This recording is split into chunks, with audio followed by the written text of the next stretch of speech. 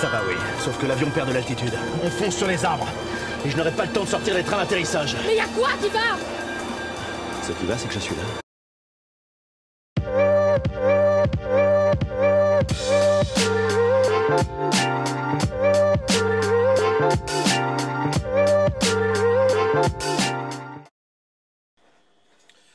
Et bonjour à tous et bienvenue sur la chaîne de l'Examen Crypto. Nous sommes le samedi 19 juillet 2025, 8h50. On va faire le point bien sûr sur les news. On va regarder le Bitcoin, on va regarder aussi les altcoins. Allez, on s'installe confortablement et on démarre cette vidéo avec cette cryptomap toujours dans le vert, mais ça commence à partir un petit peu. D'ailleurs, voilà, on vote, c'était pas dans le vert, c'est juste qu'il n'est pas actualisé. Et oui, on a un Bitcoin qui est en léger retracement. Et je vais vous montrer qu'il y a peut-être un petit danger qui se prépare. Allez, on va regarder tout ça ensemble dans cette vidéo. Bref, on démarre avec directement les news. Du côté des news, il s'est passé pas mal de choses. Alors déjà, on avait vu dans les vidéos privées la crypto-monnaie XCN. Donc on a fait un point pour détecter qu'on aurait potentiellement dans les prochains jours un dernier pump avant une phase de retracement. Donc allez voir cette vidéo, hein, c'est dans les vidéos privées, le lien est en description de vidéo. Crypto Détente qui nous pousse que le gouverneur de la Fed, Waller, appelle à une baisse de 25 points de base des taux d'intérêt lors de la prochaine réunion du FOMC dans 2 semaines. Alors ce serait enfin la grande nouvelle tant attendue, mais bon, encore une fois, c'est Jérôme Powell qui prendra la décision et on n'est pas encore là, on ne sait pas encore ce qui va se passer concrètement. Canary Capital dépose un dossier auprès de la SEC pour lancer un ETF Injective, les amis, s'il vous plaît, avec staking intégré. Donc ça, c'est une excellente nouvelle. Maintenant, bon, après, il y aura toute la partie approbation, surtout avec la partie staking. Ça, c'est pas gagné, bien sûr, hein. C'est une partie qui est très, très délicate et très difficile à réglementer. Donc là, d'un point de vue ETF, je sais pas si ça va passer, vu qu'il y a la partie staking. On verra bien d'ici là. Il y a encore quelques semaines avant, effectivement, l'approbation ou l'annulation, enfin le refus. Crypto Détente qui nous pousse que les USA viennent de faire passer les lois crypto les plus importantes de leur histoire. Trump a signé, bon je dis devrait signer parce que ça c'était hier matin, mais hier soir, effectivement, enfin hier après-midi, on a Trump qui a signé les premiers textes. La régulation pro-crypto devient enfin une réalité. Donc ça c'est juste quelque chose d'assez incroyable, hein, ce qui s'est passé hier. Donc... Qu'est-ce qu'on a eu d'autre? Hier midi, on a eu la crypto-monnaie XRP. On a fait un point sur cette crypto pour vous dire qu'attention, on pouvait avoir un retracement. On refera des points bien évidemment très réguliers sur ma chaîne YouTube. Vous le savez, le XRP est une crypto que vous êtes très nombreux à me demander, donc j'analyse régulièrement. Ah oui, alors grosse vidéo. Vous avez été peu nombreux à la voir, c'est dommage. Je vous ai fait un top crypto à suivre pour l'été 2025. Si vous ne l'avez pas encore vu, je vous conseille vraiment d'aller la regarder. C'est facile, hein, c'est la vidéo que j'ai fait hier. Donc vous allez sur ma chaîne YouTube, vous cliquez sur l'onglet vidéo. Et la vidéo elle date d'hier, donc ce sera dans les premières vidéos que vous allez avoir. Il faut absolument que vous regardez cette vidéo. Clairement, il y a du très lourd dedans, avec des belles opportunités. Comme d'hab, hein, tout dépend du Bitcoin, mais quand même, il y a des très belles opportunités à surveiller. Donc allez voir cette vidéo pour voir ces opportunités. Et donc comme je l'ai dit tout à l'heure, hein, Trump a annoncé une grande signature hier. Il félicite les républicains pour leur record historique et tape les démocrates comme étant le parti du passé. Donc ça c'est un petit, effectivement, petit tacle pour ces personnes-là. Le président de la SEC, Paul Atkins, qualifie l'adoption du Genius Act de grandes avancées pour les marchés et les innovateurs. Donc ça c'est clair, hein, c'est quand même une très grosse nouvelle cette histoire. Franchement, bon pour l'instant on ne voit pas encore les effets, mais clairement sur la durée c'est quand même quelque chose d'incroyablement fou pour les crypto-monnaies. Avoir passé une loi comme ça, justement, bah, c'est clairement que du côté des USA, bah, c'est simple, hein, leur objectif, ils l'ont dit, hein, ils s'en cachent pas, ils veulent vraiment devenir le leader mondial de la crypto-monnaie. La capitalisation totale du marché crypto dépasse les 4000 milliards de dollars pour la toute première fois. Bienvenue dans la nouvelle ère financière, donc c'est quand même assez ouf, hein. Regardez, on a fait ici un petit pic aux 4000 milliards, donc c'est juste incroyable. Voilà, donc du coup, on va aller regarder la partie analyse technique. Je rappelle, hein, mais n'oubliez pas de booster les vidéos, vous le savez, c'est le nouveau bouton sur YouTube. Donc vous allez, c'est que sur téléphone portable pour l'instant, vous allez regarder la vidéo. En bas, là où il y a la partie concernant les commentaires, vous faites défiler sur la droite et vous allez voir le fameux bouton booster. N'hésitez pas à cliquer dessus, vous le savez, ça va aider grandement mes vidéos à être beaucoup mieux référencées. Je compte sur votre force les amis.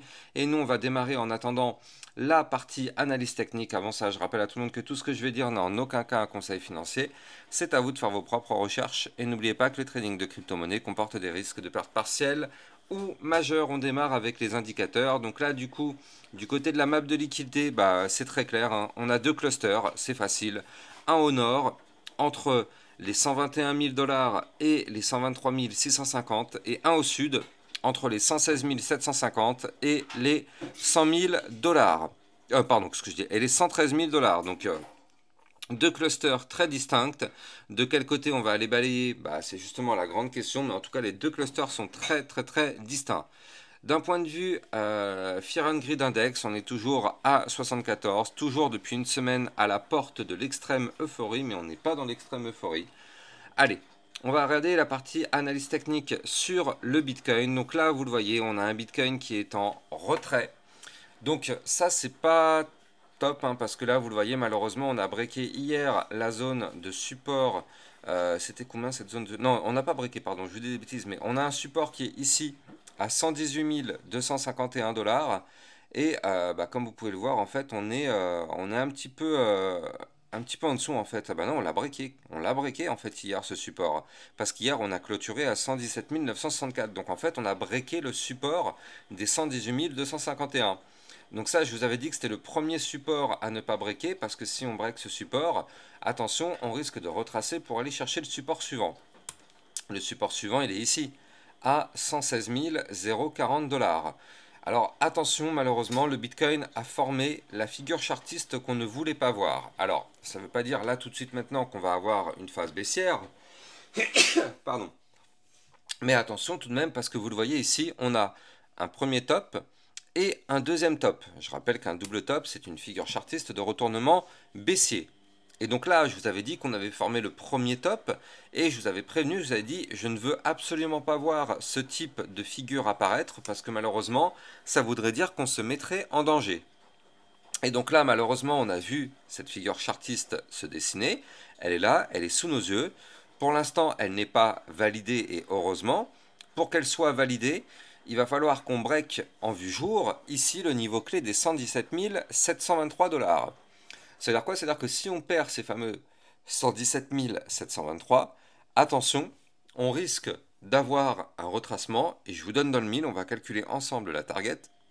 Hop, je mets mon petit... Voilà. Ah non, je m'attendais à ce qu'on revienne rechercher la ligne, mais presque. Donc là, la target théorique de ce retracement qu'on pourrait avoir dans les prochains jours, eh bien ce serait les 115 669 $. Alors attention, on a quand même un niveau de support à 116 040, hein, donc du coup ce niveau clé de support il peut parfaitement tenir, mais s'il ne tient pas, on ira chercher la target de ce double top, et on peut très bien chercher des points plus bas, parce que je rappelle la règle quand même, mais ici, vous le voyez, on avait cassé cette boîte violette qui est là, qui était la boîte concernant l'ancienne ATH, donc le pic de liquidité qu'on avait fait, ici, et donc là, on avait breaké les 113 191. On savait que si on breakait ce niveau clé, on allait pouvoir exploser. Malheureusement, là, vous le voyez, ce serait un niveau clé stratégique à revenir retester. Dans tous les cas, pas d'inquiétude. Est-ce qu'on est baissier? Est-ce que c'est la fin du monde? Non. Calmons-nous. Calmons-nous. On a eu un pump, on va avoir un retracement. C'est tout à fait logique. On le sait. On le sait, il n'y a pas de surprise, on le sait. Donc, pourquoi on panique? On n'a pas à paniquer. On sait qu'on est monté, on est passé de 108 000 $ à 123 000 $ et des poussières, donc on a eu une belle poussée haussière, donc on va avoir un retracement, une correction technique par rapport à cette phase haussière qu'on a connue. Tout à fait logique, tout à fait sain. Est-ce que ça veut dire que le bull run est fini? Non. Par contre, il était clair, et encore une fois, moi je sais, hein, je vous le dis à chaque fois, quand on est dans la zone de retracement, on va retracer. Alors, il y a toujours des gens qui me mettent des petites insultes en commentaire en disant mais non, ça va jamais s'arrêter de monter, tu comprends rien. Bah, en attendant, je suis désolé, mais on retombe. Mais c'est normal, mais ça s'appelle une zone de retracement. Donc je veux dire, c'est pas pour rien qu'elle a ce nom-là. Si elle s'appelle une zone de retracement, c'est parce que, on le sait, dans cette zone de retracement, on va avoir un retracement. Nous ne sommes pas naïfs. Et sur ma chaîne YouTube, je ne veux pas de personnes qui soient naïves, parce que justement, nous, on met en avant le principe de prudence à fond sur ma chaîne YouTube. Donc, quand on est dans des zones effectivement délicates, on sait qu'on va avoir un retracement, et ben c'est clair et net qu'il ne fallait pas prendre une position d'achat alors qu'on était dans la zone de retracement. Ça, je veux dire, c'est de la logique. Et pourtant, c'est ce qu'on a vu dans les précédentes vidéos. Et pourtant, il y a des personnes qui ont pris des positions sur le Bitcoin à l'achat avec des effets de levier sur les 118 000 et plus. Donc effectivement, c'est quand même pas forcément la meilleure idée d'avoir fait ça alors qu'on était en plein ici dans la zone de retracement. Bref, là, du coup, qu'est-ce qui se passe? Là, on va avoir potentiellement un retracement. Pour l'instant, il n'est pas avéré, hein. On est le week-end, donc le week-end en général on latéralise, heureusement d'ailleurs. Mais là, vous le voyez, si on pète les niveaux clés, attention, mais on va l'avoir ce retracement. Donc là, en réalité, ce qu'on est juste venu faire, c'est qu'on est revenu réintégrer l'ancien range en venant du haut. Donc on est toujours dans le même range qu'on suit depuis en réalité vendredi dernier, le 11 juillet. Donc ça fait une semaine qu'on est toujours sur les mêmes niveaux clés. On a eu des petites sorties vers le nord ici, mais on est toujours sur les mêmes niveaux clés. Au final, vous le voyez, on est dans cette même voie de violette. Donc bien sûr, le niveau clé à breaker, il ne change pas. Il faut absolument qu'on clôture les journées et même si possible la semaine au-dessus des 118 251 $. Donc pour l'instant c'est faisable. D'ailleurs en vue 4 heures, là je suis en vue court terme là actuellement. Eh bien en vue court terme 4 heures, qu'est-ce qu'on voit? On voit qu'on est quand même toujours sur une belle petite phase ascendante ici, vous le voyez, avec des points bas de plus en plus haut, des points hauts de plus en plus haut. Donc pour l'instant c'est pas dramatique. Oui, il est vrai qu'on a commencé à former un double top. C'est vrai, on ne peut pas le nier, il est sous nos yeux, mais pour l'instant on a toujours cette petite phase haussière qui est là. Est-ce que au final on va casser cette phase haussière et retracer? Là pour l'instant en tout cas le Bitcoin n'a pas l'impression de vouloir nous dire cette information. Maintenant, on est en crypto-monnaie, tout peut changer très très vite. Mais pour l'instant en tout cas c'est pas le cas. En tout cas, tant qu'on ne casse pas ici le dernier point bas et le support des 116 040 $, tout va bien. Si on perd ce niveau clé, déjà ça voudrait dire qu'on perd le dernier point bas, ce qui n'est pas une information bullish. Et ça voudrait dire qu'on perd le support. Et là, par contre, effectivement, à ce moment-là, on va très sûrement connaître un retracement dès lors qu'on casserait ces niveaux clés. Mais pour l'instant, vous le voyez, c'est pas notre cas de figure. On n'y est pas. Pour l'instant, on reste toujours haussier en vue court terme. On reste toujours haussier en vue moyen terme. Et on reste toujours haussier en vue long terme. Donc pour l'instant, vous l'avez compris, pas de problème. Pas de problème, à l'exception que on a quand même ce double top qui pourrait malheureusement casser la dynamique haussière et entamer une phase de retracement temporaire de quelques jours, quelques semaines avant d'avoir le prochain pump. Allez, on va en profiter pour jeter un coup d'œil du côté bien évidemment de notre Ethereum. L'Ethereum qui lui par contre il a de la force, hein, quand même il a de la force. Avant même, tiens on va regarder un truc, avant même de regarder l'Ethereum, on va regarder l'Ethereum face au Bitcoin. Ça c'est hyper intéressant tout de même parce que qu'est-ce que ça nous dit concrètement? Ça nous dit que l'Ethereum par rapport au Bitcoin il est en train d'exploser. Et ça veut dire quoi? Ça veut dire que le Bitcoin perd un peu de force par rapport à l'Ethereum. Donc ça c'est plutôt une excellente nouvelle. Et d'ailleurs on peut le voir aussi sur ce graphique, hein, mais c'est quand même pas mal du tout. Enfin non, attendez, pardon, je vous dis des bêtises. C'est ETH, BTC. Je vous ai montré pas du tout le bon graphique, voilà. Exactement, c'est celui-là que je voulais vous montrer, voilà. Donc là, Ethereum, Bitcoin, donc on voit effectivement ce gigantesque double bottom sur l'Ethereum face au Bitcoin. Donc effectivement, double bottom qui nous signifie que l'Ethereum est en train de reprendre de la force par rapport au Bitcoin. Tant mieux, parce qu'au bout d'un moment, le Bitcoin, lui, il a quand même pas mal avancé son cycle. Il faut à un moment donné qu'on ait des liquidités qui soient switchées, c'est-à-dire qui passent du Bitcoin vers l'Ethereum et qui passeront par la suite vers les altcoins. Donc tant mieux que l'Ethereum reprenne de la force. Et donc justement, en parlant de cet Ethereum, eh bien, qu'est-ce qu'il nous fait concrètement? Là, vous le voyez, hein, on a quand même été chercher les 3600 $, s'il vous plaît, messieurs, dames. C'est quand même pas mal, hein, c'est une belle information. Alors avant de continuer, je rappelle que vous pouvez trader ces crypto-monnaies sur Binance. Vous avez mon lien de parrainage en description de vidéo. Ça vous permet d'obtenir un bonus de 10% à vie sur vos frais de trading. Et surtout, ça vous permet de trader sur une plateforme enregistrée PSAN auprès de l'AMF. N'hésitez pas, le lien est en description de cette vidéo. Donc là, effectivement, du côté de l'Ethereum, on a poussé, on est passé chercher quand même les 3679 $. Alors bien sûr, au bout d'un moment, on a retracé un petit peu. D'ailleurs, regardez, on est actuellement en plein dans la zone de retracement. Et donc là, vous le voyez, hein, la partie verte nous indique qu'on est sur une zone de surachat. Et donc la dernière fois qu'on était dans cette zone de surachat, vous le voyez ici, on a connu forcément un retracement. Donc là, sur l'Ethereum, nous ne sommes pas naïfs, hein. On le sait qu'on aura on le sait qu'on aura ce retracement. Il n'y a pas de problème, on va l'avoir dans les prochains jours. Je ne sais pas quand, mais on va l'avoir. Donc maintenant, on peut très bien pousser encore pousser encore un tout petit peu pour aller chercher la dernière résistance à 3768. Mais au bout d'un moment, après, voilà, faut se dire que là, on est quand même très très haut. On est vraiment à risque par rapport à un retracement. Et encore une fois, je rappelle, hein, c'est pas parce qu'on va avoir un retracement que ça casse le bull run. Pas du tout. C'est juste que c'est tout à fait logique et tout à fait sain. Et je rappelle qu'il faut un retracement pour qu'on puisse monter de plus belle. Parce que là, de toute façon, avec cet indicateur technique en RSI, clairement en phase de surachat avec un RSI à 85, on peut monter encore un tout petit peu. Mais là, clairement, il ne faut pas se dire qu'on ira chercher les 4500, 5000 $ avec une zone RSI comme ça. Donc là, attendons-nous à un retracement dans les prochains jours. Par contre, vue hebdomadaire, qu'est-ce qu'on a? Eh bien, en vue hebdomadaire, c'est là où c'est pas mal. C'est qu'en fait, on n'est même pas encore dans la zone de retracement. Donc, qu'est-ce que ça veut dire? Ça veut dire qu'en vue moyen terme, on est en plein dans la zone de retracement, mais en vue long terme, on n'y est pas. Donc, pour résumer, ça veut dire que moyen terme, on peut connaître un retracement. Long terme, par contre, on a encore beaucoup de place pour pousser.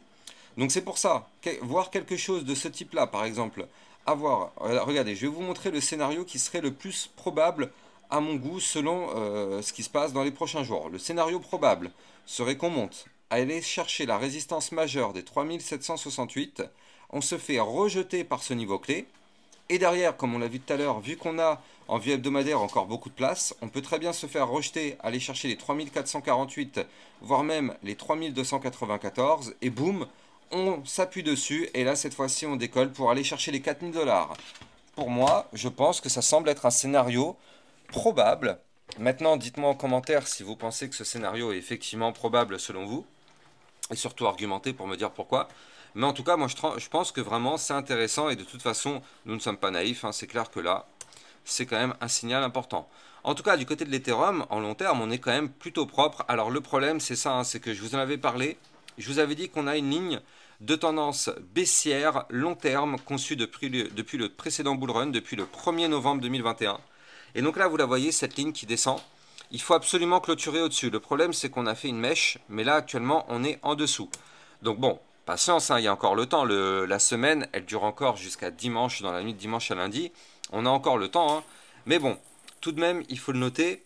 On a ici donc quelque chose qu'il va falloir checker. Et là, bon, on est en vue mensuelle, hein, donc ça laisse un peu plus de temps, mais il va falloir clôturer le mois. Quoi qu'il arrive, clôturer le mois au-dessus des 3618 $. Pour qu'on puisse briquer cette ligne de tendance baissière, aller chercher la dernière résistance à 3768 et exploser dans les prochains mois. C'est ce qu'on veut. Là, je rappelle que tant qu'on n'arrive pas à péter cette ligne de tendance baissière ici sur l'Ethereum, malheureusement, on n'ira pas plus haut. Donc effectivement, à surveiller pour voir si on arrive à briquer tout ça et exploser dans les prochains mois ou pas. En tout cas, n'oubliez pas de liker, commenter, partager au maximum ma vidéo. Cliquez bien sur le nouveau bouton booster, vous le savez, qui est sur ceux qui regardent les vidéos en vue mobile, téléphone portable je veux dire. Donc effectivement, n'hésitez pas à cliquer sur ce bouton booster qui est au même niveau que les commentaires. Vous faites glisser sur la droite les commentaires. Vous allez avoir le bouton booster qui apparaît. Vous pouvez faire 3 boosts par semaine, c'est 100% gratuit. Et surtout, moi ça me donne un maximum de force. Donc n'hésitez pas. Et n'oubliez pas aussi de vous abonner à la chaîne YouTube pour recevoir tous les jours 1, 2 à 3 vidéos concernant le Bitcoin et les altcoins. Et activez bien la petite cloche pour recevoir les prochaines notifications. Excellente journée à vous, à plus tard. Bitcoin, Ethereum, you know the drill. Lost it all but came back with the skill. I lost it all but now I'm back. Crypto millionaire, that's a fact. Diamond hands through the crash. Now my wallet's looking stacked.